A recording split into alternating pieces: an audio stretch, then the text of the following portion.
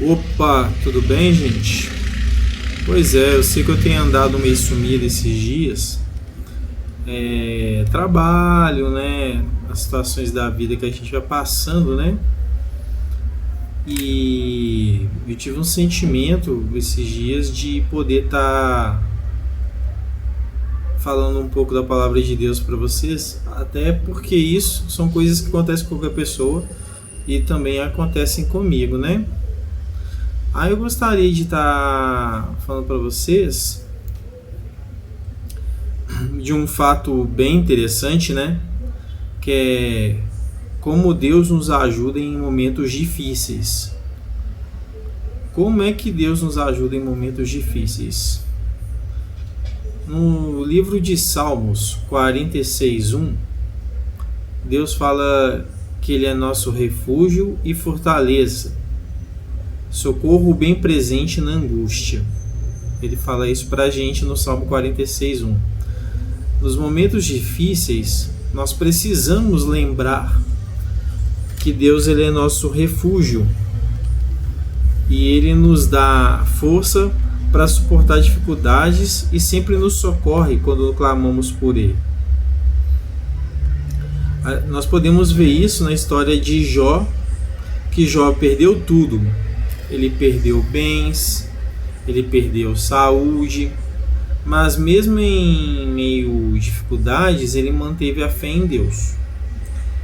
E no final, Deus restaurou tudo em dobro, mostrando que Ele recompensa a nossa fidelidade quando nós somos fiéis a Deus. Então, nesse momento que a gente está passando aí, de carnaval, né, que está acontecendo nessas festas, nesse momento que eu estou fazendo esse vídeo, está para começar o carnaval. Aí nós vemos que o ser humano não é tão fiel assim. Muitos que se dizem cristãos vão pular carnaval, talvez até tenham criado o bloco do evangélico, e isso não é uma... Não sei se criaram, tá, gente? Mas pode acontecer, porque hoje em dia está tão em moda a igreja se adaptar ao mundo, sendo que o mundo é que deveria se adaptar à igreja. Então, caso isso esteja acontecendo, quem estiver fazendo isso não está sendo fiel a Deus. E na história de Jó, ele, por ser fiel, Deus deu tudo em dobro para ele devido à sua fidelidade. Assim como Jó, nós devemos confiar que Deus está no controle, mesmo quando não entendemos o que está acontecendo. Aí você pode pensar, poxa, mas tudo bem, eu devo confiar em Deus, mas como eu devo fazer para ter contato com Deus? Orando. Orando a Deus, você vai conversando com Deus, Ele vai te ajudar a encontrar uma solução. Aí você pode pensar, tudo bem, Fabrício, mas como nós devemos orar? Em Filipenses 4, 6, 7, Deus fala a seguinte palavra: não andeis ansiosos por coisa alguma, antes, em tudo sejam os vossos pedidos conhecidos diante de Deus pela oração e súplica, com ações de graças, e a paz de Deus, que excede todo o entendimento, guardará os vossos corações e os vossos pensamentos em Cristo Jesus. Então, nós devemos sempre colocar a nossa mente, nosso coração em Cristo Jesus e não andar ansioso por coisa alguma, sabendo que Deus está na frente e vai tomar medidas para abençoar aqueles que o amam e o seguem e têm com ele fidelidade. Porque não adianta você ser hipócrita e só procurar a Deus nos momentos de necessidade e não ser fiel a Deus, que a fidelidade é um dos aspectos do cristão para com Deus. Nós podemos ver um exemplo disso no livro de 1 Samuel 9 a 20, que é a história de Ana. Ana, ela era estéril e ela sofria humilhação, mas em vez de ficar murmurando, reclamando da vida, ela orou intensamente e entregou a sua causa ao Senhor, que ela queria ter um filho. e Deus respondeu a sua oração e deu o filho para ela, que é o próprio profeta Samuel. E ela, na oração dela, ela prometeu que se ela tivesse um filho, esse filho seria um servo do Senhor, um profeta, um homem que ia servir a casa de Deus. E foi isso que ela fez. Assim que o menino, se eu me lembro bem da história, assim que o menino teve o desmame, né? Ela entregou o Samuel para Eli, e o Samuel começou a servir no templo e ajudar Eli nas tarefas.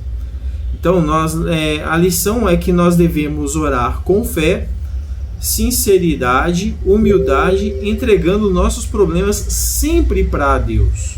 Simples, tá, gente? E como aí você pode falar, tá, eu orei, Fabrício, mas eu não consigo enxergar as obras de Deus. Olha, você consegue sim. Então, como a gente deve ver as obras de Deus nas nossas vidas? Se você for lá em Romanos 8:28, está escrito: sabemos que todas as coisas cooperam para o bem daqueles que amam a Deus e daqueles que são chamados segundo ao seu propósito. Cada pessoa tem um propósito na sua vida cristã.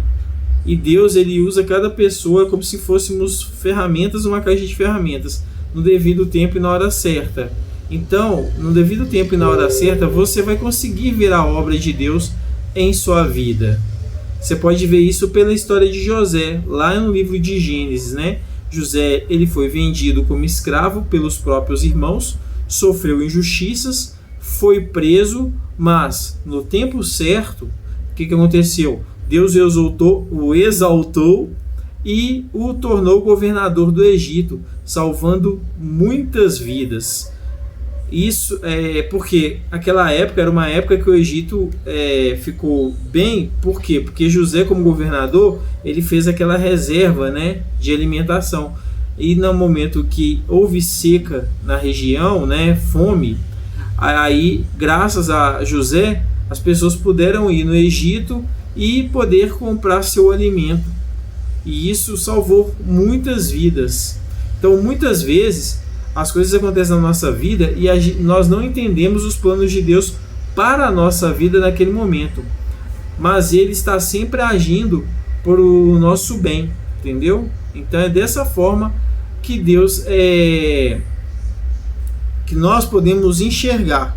Às vezes nós estamos passando por uma situação difícil, não achamos solução, mas devemos continuar sendo fiéis a Deus, porque em um momento certo a solução virá. Aí você pode falar, tudo bem, mas como eu devo agir nessas situações complexas, né? Essa situação aí de complexidade, tudo, como eu devo agir?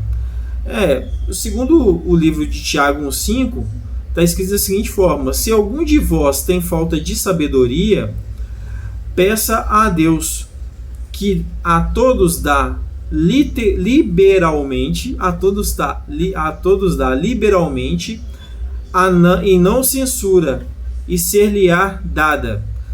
Ou seja, Deus, se você pedir sabedoria a Deus para você encontrar aquela solução que você deseja, você vai encontrar a solução que você deseja. Porque Deus vai te dar sabedoria. E aí é como se fosse aquela ideia que vem na sua cabeça e que às vezes você pensa que ela foi uma ideia original, só sua, mas na verdade foi Deus que plantou ela na sua cabeça, e para você executando-a, você consegue achar a solução para o momento. Claro, você vai ter ideia, você tem que executar, entendeu? Porque é fé com obras, né? Fé com obras. Você tem a fé, você acredita em Deus, Deus te dá a ideia, mas aí você tem que fazer sua parte, você tem que fazer a obra, você tem que levantar e agir, praticar aquela ideia para a solução acontecer. Na história de Esther também, tem lá Esther 4, 13 e 16, o livro de Esther é até interessante, porque é um livro onde o Deus se oculta, não se ouve de Deus naquele livro, porém, Deus está lá o tempo todo. Em Esther 4, 13 e 16, Esther enfrentou um grande desafio: salvar o povo do decreto de morte. Por quê? Porque o rei havia feito um decreto em que os cristãos iriam morrer. a fio de espada. Porém, quando ele viu que a própria mulher dele era do povo de Deus, e ela pediu a ele que o povo pelo menos tivesse a capacidade, a possibilidade de se defender. Então o rei ele fez um outro decreto em que ele colocou lá que os judeus poderiam se defender. E houve, claro, né, uma batalha, né, mas por causa dessa possibilidade de se defender que antes eles não tinham, o povo judeu pôde sobreviver. Depois eu adentro mais o livro de Esther, para a gente poder explicar melhor essa história. E como vocês sabem, que me acompanham aqui, eu estou lendo a Bíblia durante o ano todo. Quando eu chegar no livro de Esther vai ser bem interessante, eu vou poder citar alguns comentários. Então, a lição que a gente tira aqui de Esther e de Tiago é que quando enfrentamos situações difíceis, devemos buscar sabedoria em Deus antes de tomar qualquer decisão. Antes de você tomar qualquer decisão, você tem que perguntar: será que Jesus faria isso? Será que isso agrada a Deus ou não agrada a Deus? Para tomar uma atitude correta. Então, concluindo aqui, nos momentos difíceis, nós devemos confiar que Deus é nosso refúgio, nós devemos orar com fé e entrega, reconhecer que Deus age em nossa vida, mesmo quando não entendemos, mesmo quando as situações que a gente não entende, agir com sabedoria, buscando sempre a orientação de Deus. Muitas vezes, quando a gente está num momento de necessidade, a gente tem que agir com sabedoria e a gente não age. Em Isaías 41:10, Deus fala conosco da seguinte forma: não temas. Deus está falando com Isaías, mas vamos pegar isso para a gente. Não temas, porque eu sou contigo. Não te assombres, porque eu sou o teu Deus. Eu te fortaleço, te ajudo e te sustento com a destra da minha justiça. Eu te ajudo, te fortaleço e te sustento com a destra da minha justiça. Então é isso, gente. Nós devemos sempre confiar em Deus, orar com fé, reconhecer que Deus age em nossa vida e sempre agir com sabedoria. Amém? Eu espero que essa mensagem fortaleça sua fé e ajude a você a vencer as batalhas da vida. Amém? Aleluia! Então vamos aqui orar. Senhor, que o Senhor possa permitir que nós tenhamos fé nos momentos de dificuldade, nos momentos de angústia.